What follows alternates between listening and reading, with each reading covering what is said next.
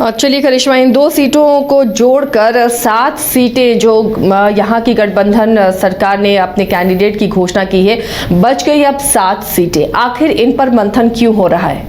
जी देखिए, आसिया, अगर इंडिया गठबंधन की बात करेंगे तो जरूर झामुमो की ओर से 4 सीटों पर प्रत्याशी के नाम की घोषणा हो गई है। अगर कांग्रेस की बात करेंगे तो कांग्रेस ने सिर्फ 3 सीटों पर ही प्रत्याशी के नाम की घोषणा की है। अब देखिए, कांग्रेस के नेताओं के बारे में अगर सुने या फिर नेताओं की जुबानी सुने तो उनका स्पष्ट रूप से यही कहना होता है कि कांग्रेस जो है ईद के बाद ही प्रत्याशी के नाम की घोषणा करेगी। लेकिन सवाल ये उठता है कि आखिर पेच कहां फंस रहा है। हालांकि चतरा को लेकर लगातार कई चीजें जो है निकलकर सामने आ रही है और फिलहाल चतरा जो है वो हॉट सीट बनता जा रहा है। मैं ऐसा इसलिए बोल रही हूं क्योंकि राजद की ओर से लगातार दावा किया जा रहा है कि राजद चतरा से भी चुनाव लड़ना चाहता है। पलामू से उन्होंने ममता भूया को जरूर चुनावी मैदान में उतारा है राजद ने, लेकिन अब चतरा में कहीं ना कहीं राजद की नजर है और राजद की ओर से यही कहा जा रहा है कि राजद झारखंड में 2 सीटों पर चुनाव लड़ना चाहता है। देखिए, अब सूत्रों के हवाले से एक जानकारी प्राप्त हो रही है आसिया कि लालू प्रसाद यादव ने कांग्रेस के प्रदेश अध्यक्ष राजेश ठाकुर को फोन किया है और फोन कॉल में दोनों की लंबी बातचीत हुई है और लालू प्रसाद यादव ने राजेश ठाकुर से कहा है कि चतरा सीट जो है वो राजद को दे ताकि राजद जो है वो चतरा से अपने प्रत्याशी के नाम की घोषणा, यानी अगर चतरा और पलामू 2 सीटें अगर राजद के खाते में जाती हैं करिश्मा, तो कांग्रेस की ही सीट कब होगी? तो कांग्रेस इसके लिए क्या राजी होगी इतनी आसानी से?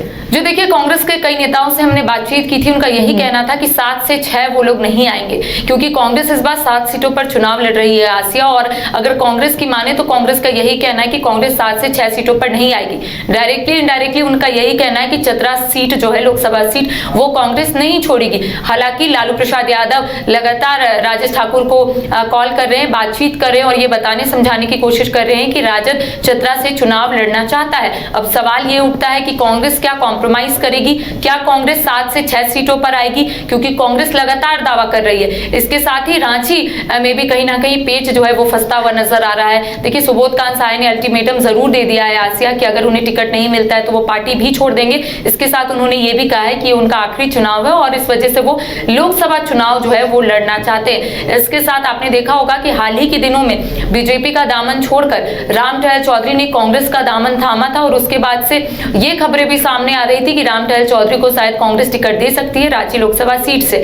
अब कहीं ना कहीं बन्ना गुप्ता का भी नाम सामने आ रहा है, लेकिन अब कांग्रेस 2 सीटों पर कहीं ना कहीं विचार विमर्श करती हुई नजर आ रही है। लेकिन अगर 2 और सीट की बात करेंगे धनबाद और गोड्डा की, तो वहां पर भी कई लोग रेस में हैं। सभी सीटों पर 2 से 3 लोग रेस में और ऐसे में कांग्रेस की मुश्किलें जो है लगातार बढ़ती हुई नजर आ रही है। कांग्रेस विचार नहीं कर पा रही है कि आखिर किसे चुनावी मैदान में उतारा जाए, क्योंकि बीजेपी की ओर से प्रत्याशी के नाम की जरूर घोषणा हो गई है आसिया। लेकिन सवाल ये उठ रहा है कि आखिर इंडिया गठबंधन का पेच जो है कहां फंसता हुआ नजर आ रहा है। क्या कांग्रेस के पास वैसे कैंडिडेट नहीं है जो बीजेपी का टक्कर ले सके, या फिर कांग्रेस को ऐसा लगता है कि वो लेट लतीफी सही अगर वो प्रत्याशी के नाम की घोषणा करेंगे तो जीत जो है उनके प्रत्याशी हासिल कर लेंगे। तो कह सकते हैं कई चीजें हैं फिलहाल पब्लिक डोमेन में आनी बाकी है। लेकिन अगर कांग्रेस के नेताओं की बात करेंगे तो वो पूरे तरीके से ओवर कॉन्फिडेंस रहते हैं। उनका यही कहना होता है कि जीत जो है वो इंडिया गठबंधन के पाले में ही आएगी। जी चलिए, भले ही अपनी जीत का दावा करें, लेकिन कई ऐसी सीट हैं करिश्मा जिसमें अभी पेच फंसा हुआ है। और कांग्रेस की अगर बात करें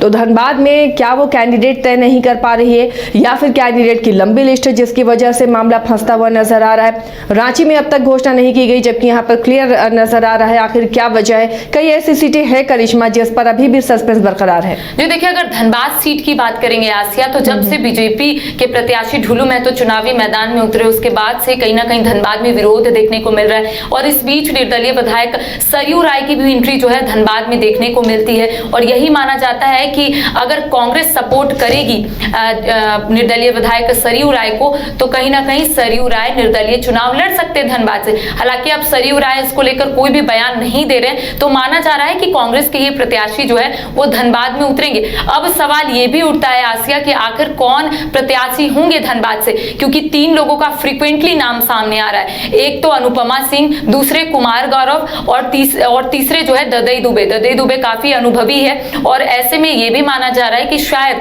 कांग्रेस की ओर से ददई दुबे को टिकट मिल सकता है। लेकिन इसमें भी विचार विमर्श लगातार कांग्रेस करती हुई नजर आ रही है। अगर रांची लोकसभा सीट की बात करेंगे आसिया, तो बीजेपी की ओर से संजय सेठ को एक बार फिर से चुनावी मैदान में उतारा गया है। लेकिन सवाल ये उठ रहा है कि कांग्रेस की ओर से आखिर कौन होंगे चुनावी मैदान में? क्या वो राम टहल होंगे, क्या वो सुबोध कांत साय होंगे, या फिर वो बन्ना गुप्ता होंगे, क्योंकि बन्ना गुप्ता ने आला कमान के समक्ष प्रस्ताव जरूर रखा है कि अगर उन्हें टिकट मिलता है तो वो पूरे तरीके से तैयार है चुनाव लड़ने के लिए। और सुबोधकांत सहाय की बात करेंगे तो पूर्व सांसद भी रहे हैं और ऐसे में उनका भी यही कहना है कि अगर इस बार उन्हें टिकट नहीं मिलेगा तो वो अगली बार से चुनाव भी नहीं लड़ेंगे और इसके साथ ही उनका यह भी कहना है कि वो पार्टी छोड़ देंगे। रामटहल चौधरी जरूर बीजेपी से कांग्रेस आए, लेकिन कहीं ना कहीं डील हुई होगी आसिया, तभी वो बीजेपी छोड़ कांग्रेस में आए। तो कई सवाल फिलहाल सवाल है और कांग्रेस के कोई भी ऐसे नेता जो है वो बोलने के लिए तैयार नहीं है कि आखिर कांग्रेस क्या चाह रही है, आखिर कांग्रेस किन्हें प्रत्याशी के रूप में चुनावी मैदान में उतारना चाहती है। जी, तो अभी भी बहुत जगहों पर, बहुत सीटों पर पेच फंसा हुआ है और इंडिया गठबंधन अब तक इन पर अपने कैंडिडेट की घोषणा नहीं कर पा रहा है। जमशेदपुर को अभी जेएमएम ने छोड़ा हुआ है, वहां से कोई कैंडिडेट की घोषणा नहीं हुई है। क्या करिश्मा ये माना जाए कि चतरा सीट अगर राजद के खाते में जाती है तो जेएमएम की सीट कांग्रेस मांग सकती है? क्या इस तरह की भी डील हो सकती है? जी, हो सकती है। देखिए, जो फॉर्मूला इस बार अपनाया गया था, हालांकि इसकी घोषणा नहीं हुई थी, सूत्रों के हवाले से सभी लोग ये खबर चला रहे थे आसिया कि जो फॉर्मूला इस बार इंडिया गठबंधन की ओर से तैयार की गई थी वो यही थी 7-5-1-1, यानी कि कांग्रेस जो है 7 सीटों पर ही चुनाव लड़ेगी।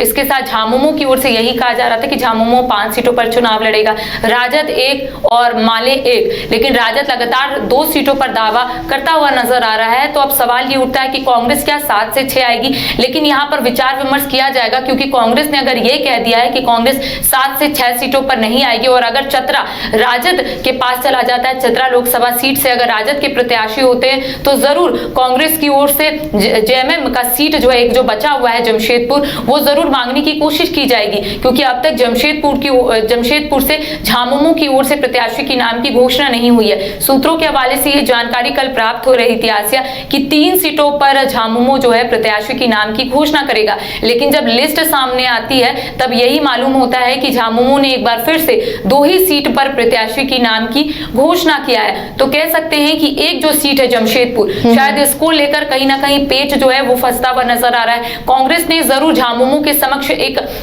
बातों का जिक्र किया होगा या फिर उनके सामने एक बात रखी होगी कि अगर राजद की ओर से उन्हें प्रेशर मिल रहा है कांग्रेस को कि चतरा सीट कांग्रेस छोड़ दे, तो जरूर कांग्रेस ने एक प्रस्ताव रखा होगा झामुमो के समक्ष कि अगर चतरा हम लोग राजद को देते हैं तो हमें जमशेदपुर सीट चाहिए। तो कह सकते हैं कि जमशेदपुर से पहले कांग्रेस के ही कई लोगों का नाम सामने आ रहा था, आपने सुना होगा डॉक्टर अजय का नाम जरूर सामने आ रहा था। तो ऐसे में यही माना जा रहा था आसिया कि इस बार कांग्रेस जो है जमशेदपुर से भी चुनाव लड़ सकती है।